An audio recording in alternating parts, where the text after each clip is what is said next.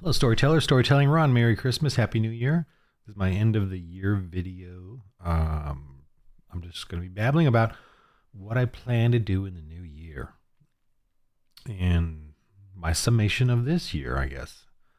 Let me summarize this year.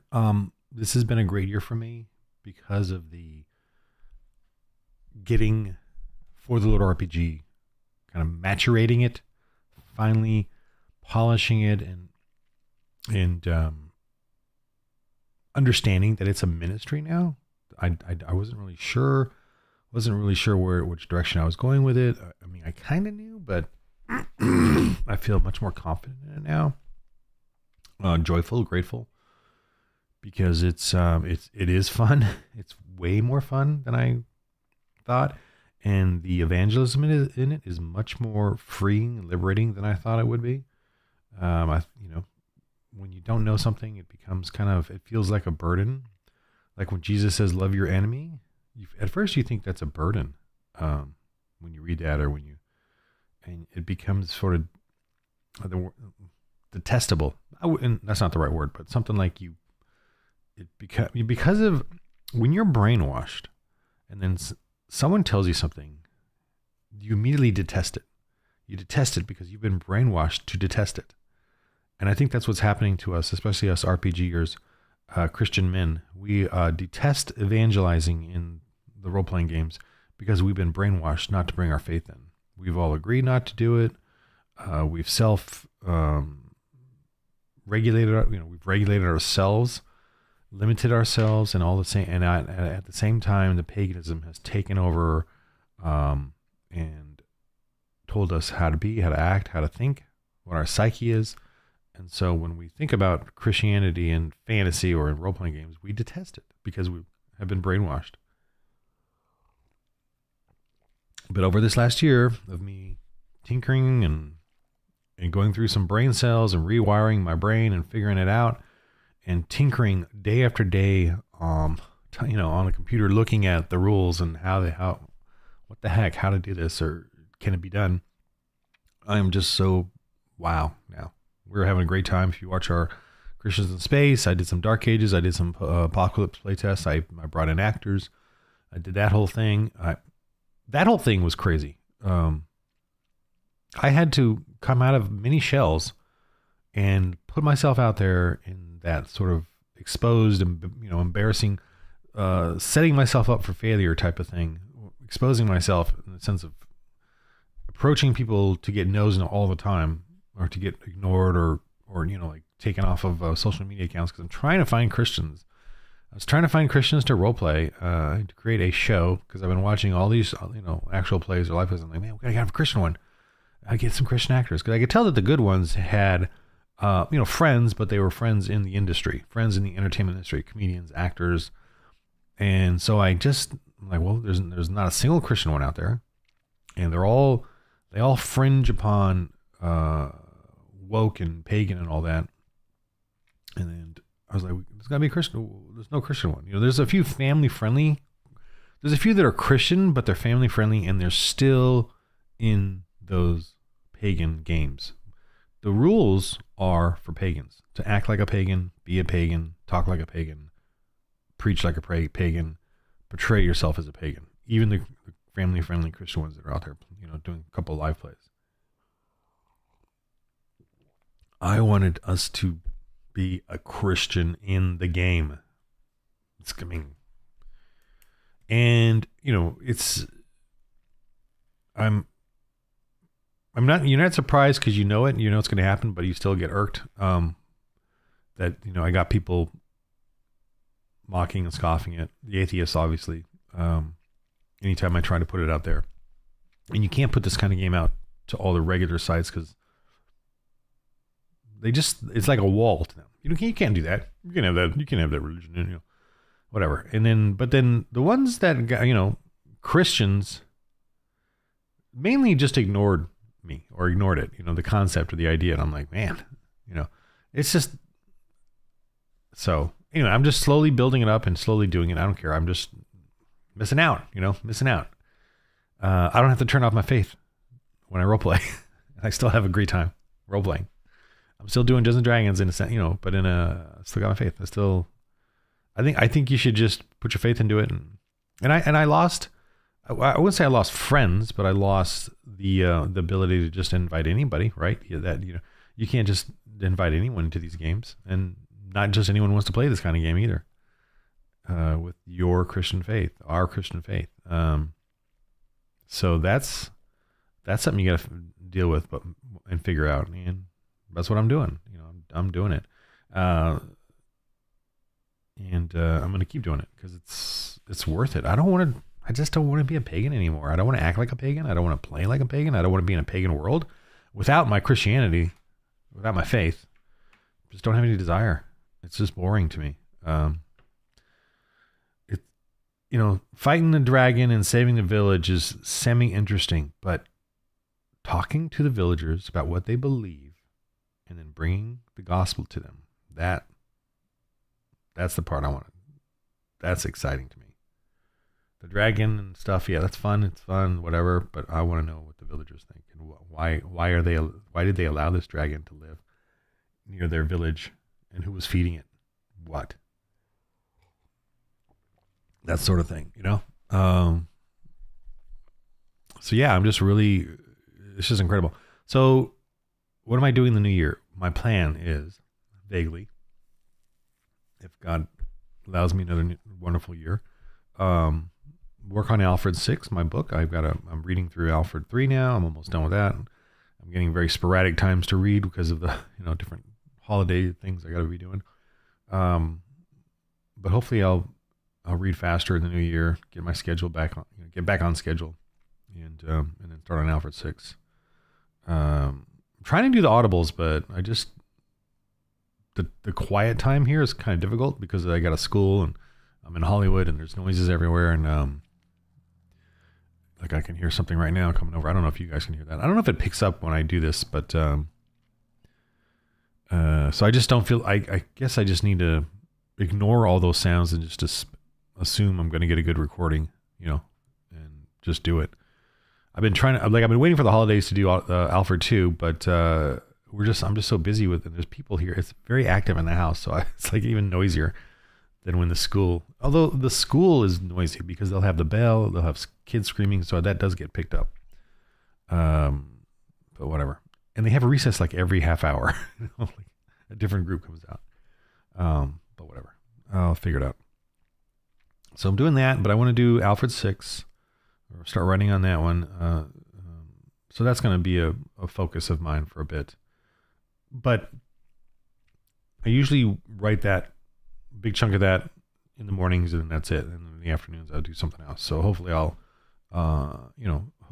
get some of my games going as well. Not the games, but the settings, the new settings. And I just want to show you what those are. The two that I plan on doing, it's fine. There's 2 or 3, whatever. But here's one I want to do. And this is the Royal Navy versus the slave traders. This, and I finished reading this book, and this book was amazing. And then this book I haven't read yet, but it's the same thing, just a little thicker. I haven't read it yet, but I plan on reading it when I start the game, so that I'm always like, feeding the brain juices that setting and historical stuff. And and this is the thing about it. It's a forgotten history that is so, like, I feel like it's bigger than World War II because of what it did. The British Royal Navy ended the slave trade that was going on for 3,000 years in Arabic and African states and empires. So the blacks and the browns, whatever, were slave trading, and it wasn't until the whites came along that it ended. And and that's the thing I'm getting, we should all be pissed off at. And it's because of For the Lord RPG that I even went and researched this. We are forgetting our Christian history, and it's annoying because we're being shamed. We're being shamed into thinking it's white colonizer, white supremacy history. This is the epitome of white colonizer history. This is white man going into a nation and telling them what they can and can't do. This is it.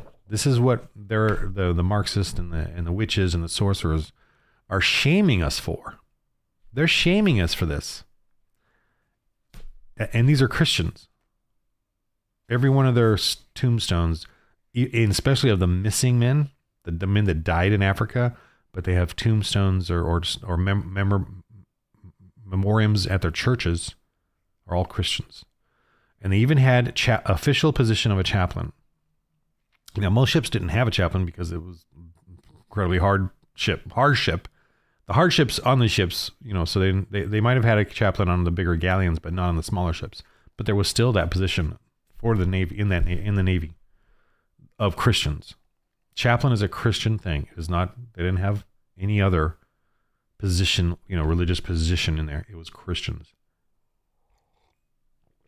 And these white colonizers ended the brutal, horrific, voodoo, human sacrificing, black and Arabic slave trade that was there for thousands of years. Thousands of years. The whites began slave trading 1600-ish, right? Portuguese, and then other whites, and it happened. But guess what? But these are all Christians, Catholics, Christians. But guess what? Less than 300 years later, they said we can't do this anymore. We can't. This is ridiculous. What we're doing to the Africans and what we're seeing is appalling and horrific and evil and wicked. And we're gonna freaking shoot at the wicked people to stop it. And it was a brutal, murderous, and they were always outnumbered, always, going out alone out into the Arabic and African fortresses and slave camps and slave trading fortresses too. And not only were they dealing with the browns and the blacks, they were dealing with other whites that were still part of the slave trade. So they was like against three.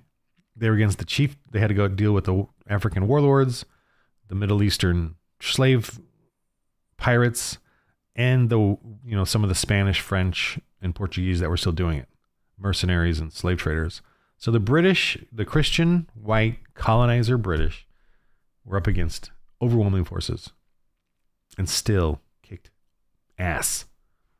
I'm going to use that word just because I'm annoyed that we're and this is over 100 years. They spent 100 years horribly financed. They had inferior ships that if they could catch the other opponent's ship, like in a harbor or whatever, they would then use that ship because it was faster and better than their ships, the British ships. That's how, and in the 1840s and 50s, they were very depressed because what was the point of all this? Like, what were they? There was only a handful of ships. No one out. America went to help for about 10 years and then they gave up and went back to America. They had the Civil War and all that. So they had that going on. But these were Christian men on these boats and the most of them died from disease. Like many of them died from disease. So so that's a fourth or fifth thing they had to go up against. They weren't even used to the environment that the Africans were used to and the Arabs were used to. These white, wussy, civilized, not savage, civilized colonizers were not used to the weather and the diseases. The diseases. When they all knew about the diseases that wiped out much of the Native American, Indians of America. And so they were having then to deal with the diseases of Africa that they were not used to. And yet they still went. And they all knew too. They knew going the dangers. And yet they went because of their courage, but their loyalty to Britain, but also their loyalty to Christ. And the white colonizers definitely did bring missionaries to Africa, and you can see it in the history. Today, the African slave trade is huge. Why? Because we're all embarrassed as Christians because of our white guilt colonizer embarrassment, and that we shouldn't be confronting Indians or natives or blacks or Arabs or Africans or whatever the heck you want to freaking call them. Pagans. We shouldn't be offending them. And the white liberals here in America and Europe are to me the worst. They're far worse than even Islam or African voodoo human sacrificers, because they insidiously hinder our ability to use our faith for courage and strength in the world. And we let them. They get under our skin. They whisper guilt to us. They accuse us of white supremacy and racism. And then they get into the halls of governance and take over to hinder us with their policies and their taxes and their corruption, so that we can't do what we Christians want to do, which is free people. We want to liberate people from slavery and tyranny. And the worst thing we want them to have to deal with is a pastor who's just not, doesn't teach well. That's like the worst thing we want them to have to deal with. Instead of butchery, slavery, genocide, terror. So yeah, don't get me started. So this is the game, another game I want to do. I mean, it's going to be same game system for Lord RPG, but I'm going to make sure. And I love the vehicle and spaceship combat in For the Lord RPG. It is so much fun, and you're running around on the ship in the game like a little battle map versus you're a battle map and they're a battle map, and you guys are shooting at each other, and then there's going to be a boarding, and then there's another little battle going on. So I'm gonna work on the rules so that the ship battles, and it's going to be small ships, schooners, whatever, frigates, and a lot of boats. With muskets and small cannons. It's not going to be like the giant galleons. It's not what happened here. What happened here was much smaller. The schooners, it was primarily the schooners and boats, because the British, the Royal Navy actually went up the rivers into the African lands to find the slave trading fortresses. They have a name for it in there, but that's what they actually went after. They went after those and fought them on land. And there was even an account in there where they would go up these rivers and find fields of dead bodies because of the voodoo sacrifices of the blacks. There's so many, there were so many blacks that died, because of the slave trade, just from the Royal Navy trying to liberate and encounter and free them. So many died. Oh, and the sharks. Oh my gosh. Most of them would just get eaten up by sharks. Sharks followed every slave ship because they knew they were going to get bodies. Can you imagine that? You're weak and dying, and then you get thrown over. I mean, you're away from your... And here we are erasing this history. We're erasing this about what the Royal Navy did and how they ended the slave trade and got these African kings to, instead of enslaving their people, start a business instead. Start an economy and hired them and paid them. That's what the white colonizer brought to Africa. Because before that, it was just slavery. And here we are being ashamed of that. We're being told to be ashamed of it. We're being told that we can't talk about it. Talk about it. Learn about it. Please. Confront anyone at your table that says white colonizer. Actually, tonight, this is day after Christmas. I'm actually going to have to pray to the Lord about this. But I'm actually going to we're going to have a little get together. My daughter and some of the younger adults are going to be here. And some of them are dead brainwashed liberals. I seen them grow up, and now I seen them brainwashed. So I got to make sure when I do gently inform them, I don't become irate, and I'll be drinking wine. So I got to become very aware of that. And I think what I need to do is eat a lot of food and not become irate. Shoot, I might even give him this book, actually. See if he'll read it, and then I'll just buy it again, because it was a great book. It was a great book. It's it's thin, it's a great read. If any of you check it out, and if you read it and love it, and you want to help me with this game, let me know. Okay. What else am I doing? Okay, there's that. I'm reading this book too, off and on, Dominion, and this is obviously by Tom Holland, who's an atheist. That's going to focus or not, but he's an atheist, and I've only read that much, but the part, and because I read this sort of like off and on, but he tries to like reinterpret the Bible, sort of describe it like in a Cliff Notes way, and I'm just like, that was a little annoying. But I do like his history. I like his history and his antiquities, and his quick run through of all that. And he does describe how brutal and horrific pagans are and how torturous, I mean, disgustingly torturous they are in this, even in the beginning here. And I've read that in these other books too. I'll get to this one, but I read it in this one too. How horrific the torture was by pagans. And I want to mention too that in the medieval times, they had those torture chambers too. Those were not done by churches. Those were done by the kings and princes and castles. The church did not torture people. And they only gave them up. They only gave up witches and prisoners to the civil authorities when they couldn't get them to stop their evil ways, because the church didn't have a prison or anything. And so once the Inquisition couldn't get them to just stop or confess or give up, they would then give them. So what else are you gonna do? You can't let them go. So the civil authorities might torture them or do whatever horrific things they can to them, but it was not the church. It was the pagans. The civil authorities were run by not non-church people. They were run by the kings. Now, I get that these people were Christian or converted to Christianity or whatever, but that doesn't mean they were theologically grounded. You know, there was no Bible study for the kings. You know, they went to mass, they did the rituals, but they kind of had the pagan mindset. You know, so for them, for us to be blamed for the torture, the medieval torture rooms is ridiculous. Think about it. There was no Bible study. There was no apologetics. The civil authorities did not have a Christian ethos. They had Christian rituals and Christian worship, but they didn't have the ethics of Christianity. There's nowhere in the Bible that does it teach you to force your belief on someone, and I mean violently, or force them to submit.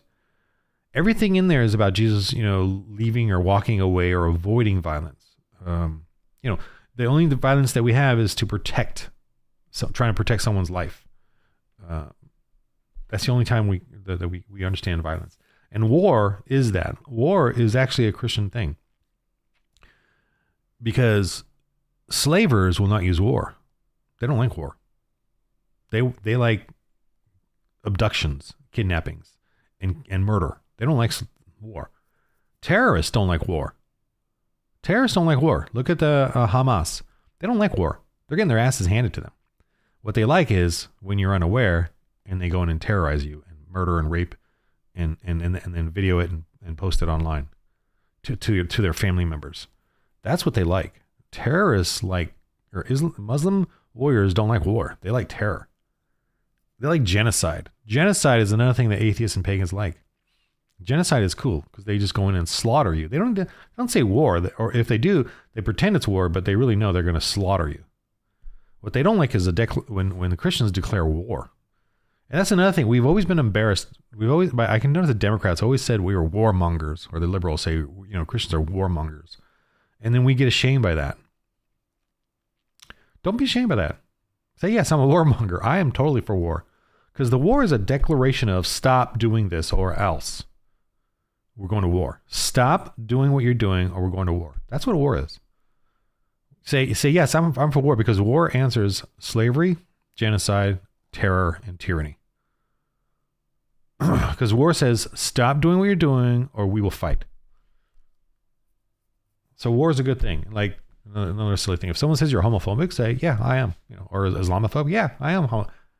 Raise my hand. And then tell them why. So yeah, I really like this book. This is pretty cool so far. But I mean, the guy needs to convert. But anyway, so I want to do the Royal Navy setting. So you guys, and you can be like an officer. You can be a gunner. The guy that runs the cannons and the muskets, or handles sort of like that, or maybe like a quartermaster and a medic. But everyone has to fight, obviously. A boatsman, the one that handles the boats, like a pilot. We have some other kind of like warrior type, or just an able seaman, that can do kind of everything, jack of trades. I would like to have a missionary or clergy as well, obviously. There's not that much of accounts of them there because it was too brutal and vicious, but I think we could do it because there are accounts of missionaries. But the game is not about planning churches. So this game is going to be more about fighting and battles and confronting. And there's going to be voodooism. So I'm definitely going to go into some dark areas with that and demonic stuff, and because it's in there. So yeah, we'll definitely have a clergy,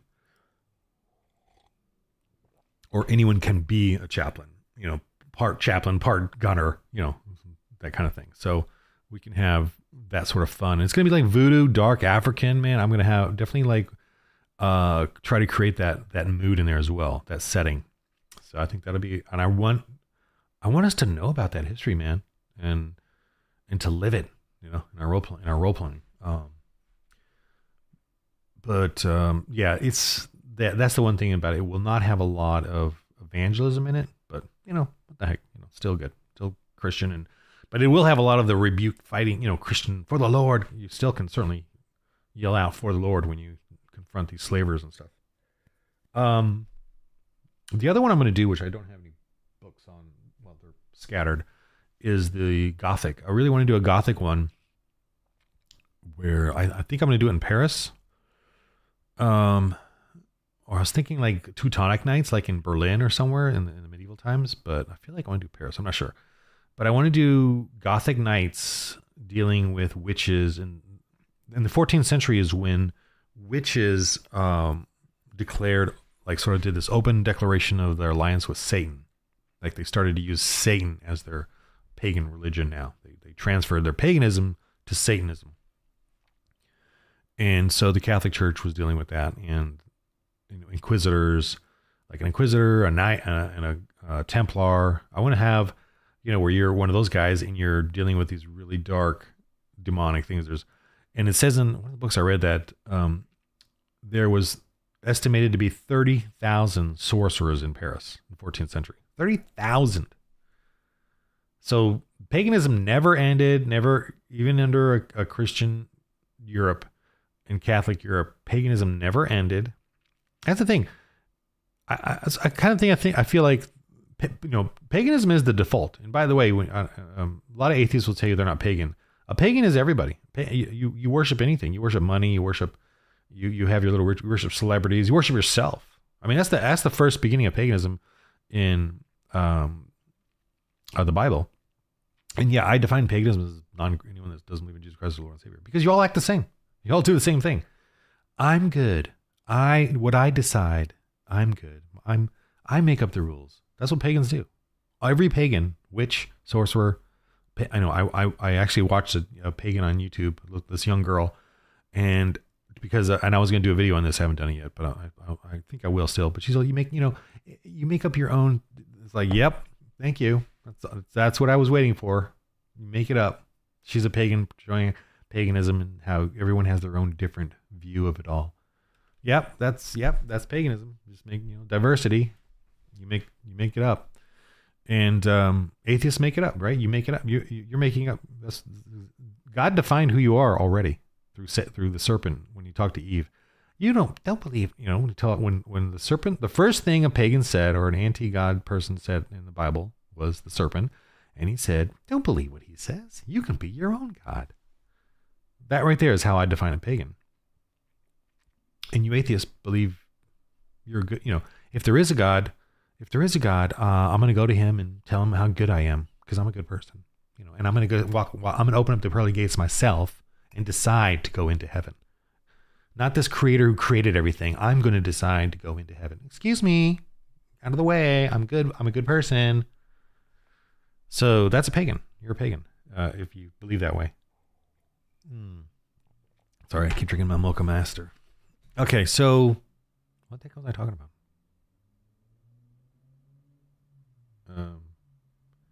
The Gothic RPG. I'm pretty excited about that one. It's kind of like, I really kind of got that from Morkborg.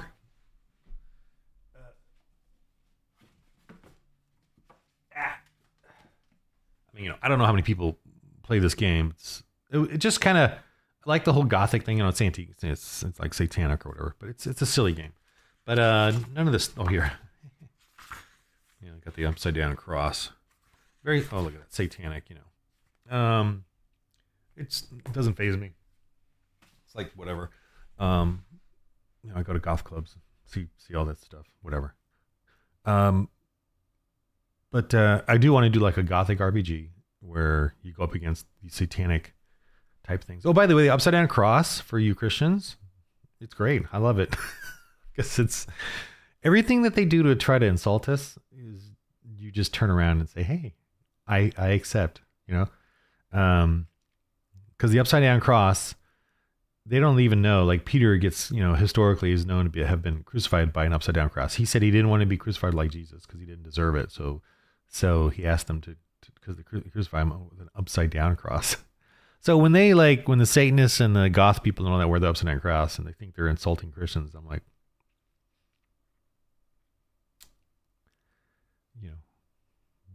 we'll take it. We'll take an upside down cross too.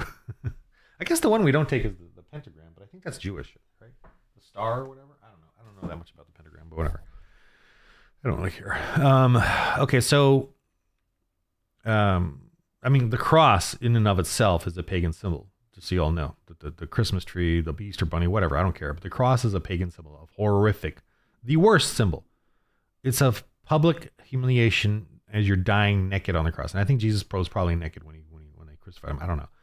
But you're supposed to be naked, exposed in the public, dying horrifically over 2 or 3 days. And as people walk by and laugh at you or bored out of their minds, ignore you as you're calling out for water or whatever, as you're dying. And yet here we are using that same symbol as hope and joy and peace and love and truth. Okay, so the Gothic RPG, that's what I want to do that one as well.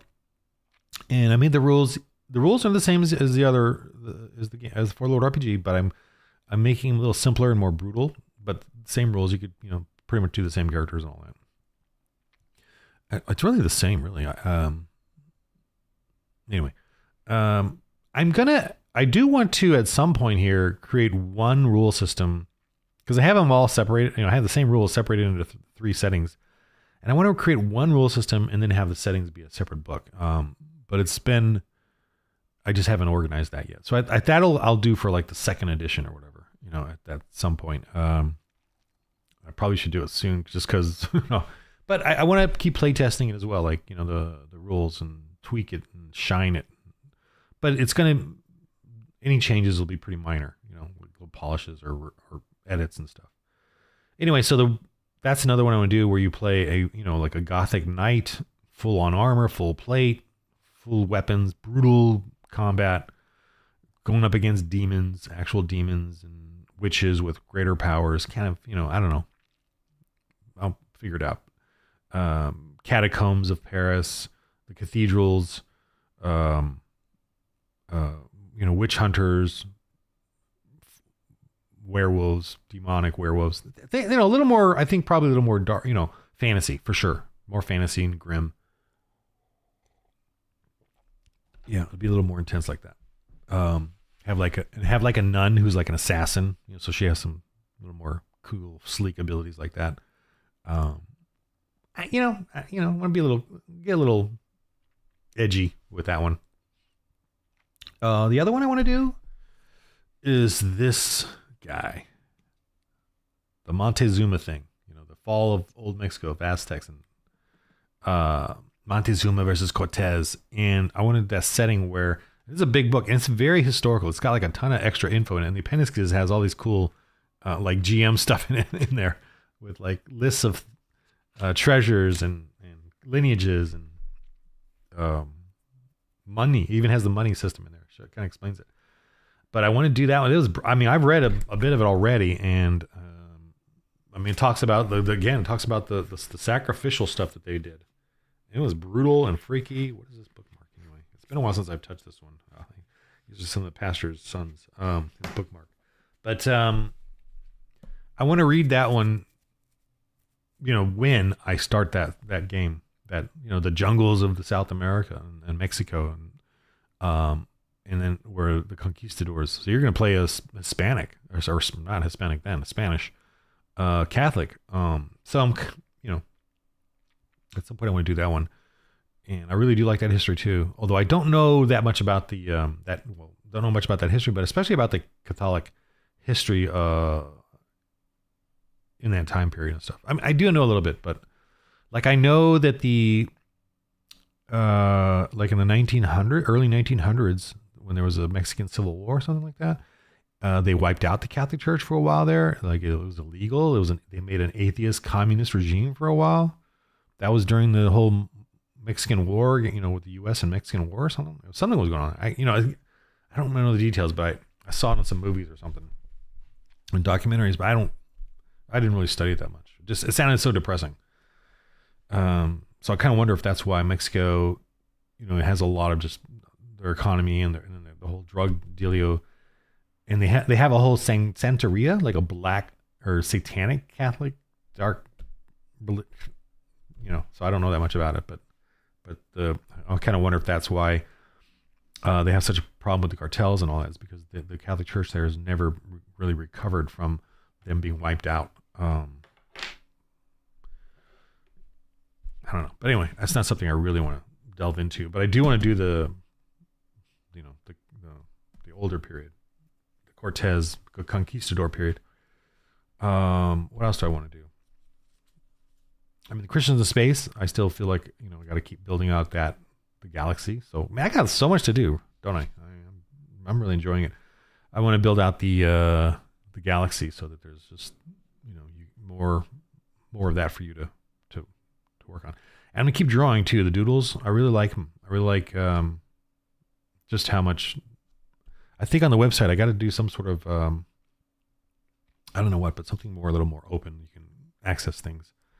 Don't know what yet though, but I'll figure it out. But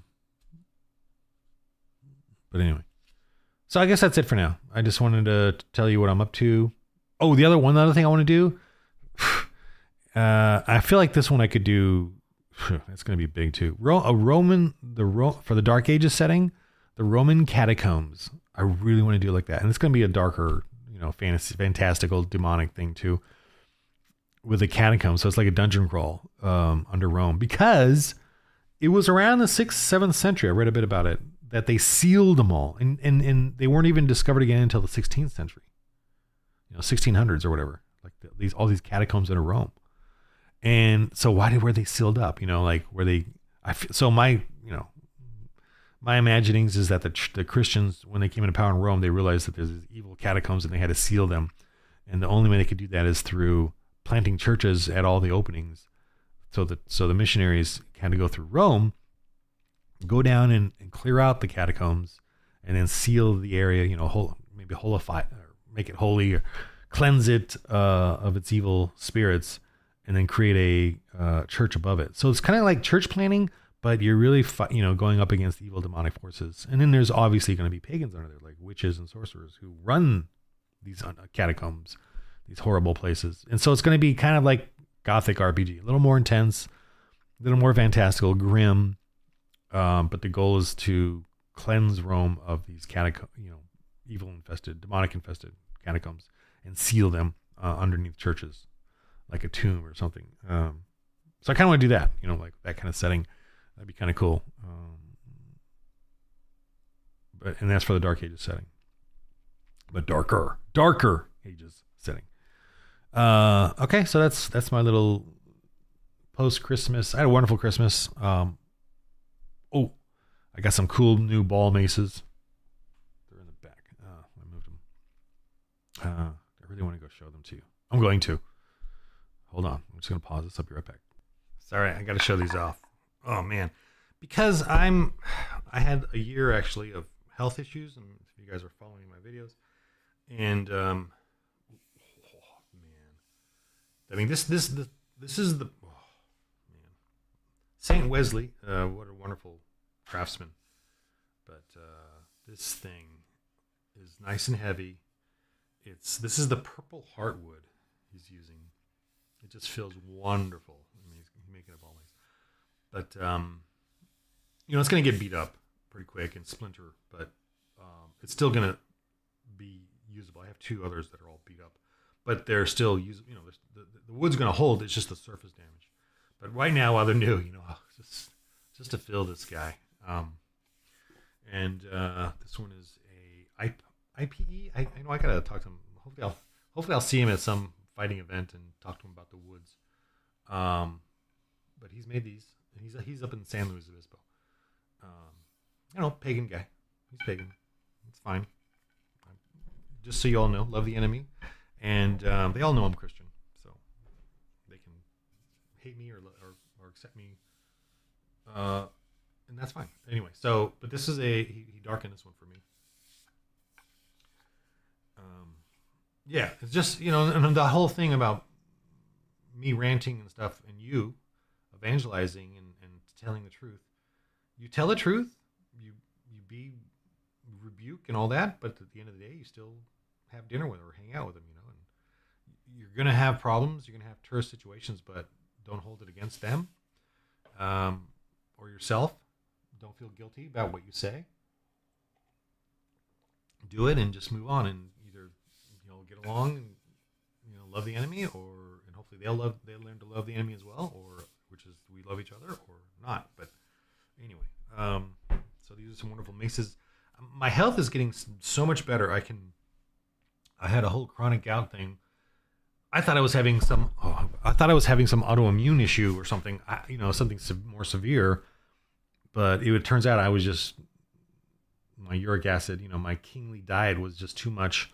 And so I'm taking the allopurinol and the Coquelicin, the anti-inflammation thing, and the allopurinol to reduce my uric acid. And it's working. My uric acid has been low. It's been nice. It's been below 5. Last few times I've checked. And a huge difference. I can do jumping jacks now immediately without pain. Before, it would hurt, like all over.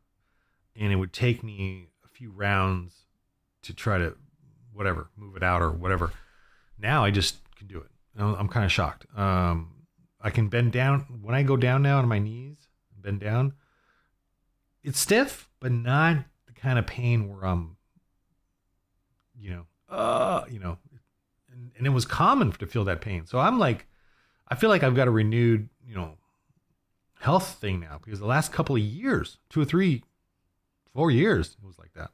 I was slowly building up the stiffness and pain in me.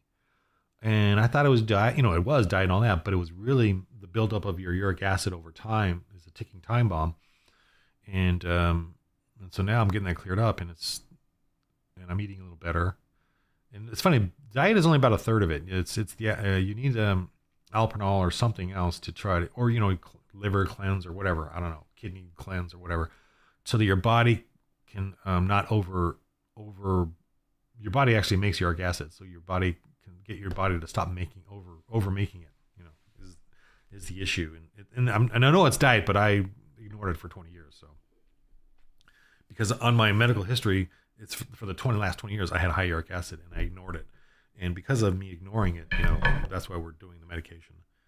And I agreed, because my diet I didn't figure it out with my diet, and I didn't understand. I'm going to just hold this, and I didn't understand the concept that I thought that having uric acid. I was going to do another video on this, but I was doing it now since I'm here.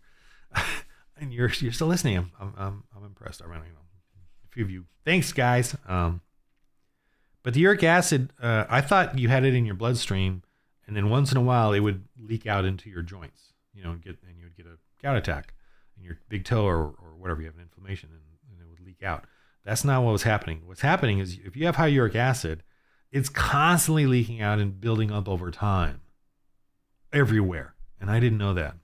If I would have known that, I would have freaking been way more serious about this. I just thought, based on, no one ever said that.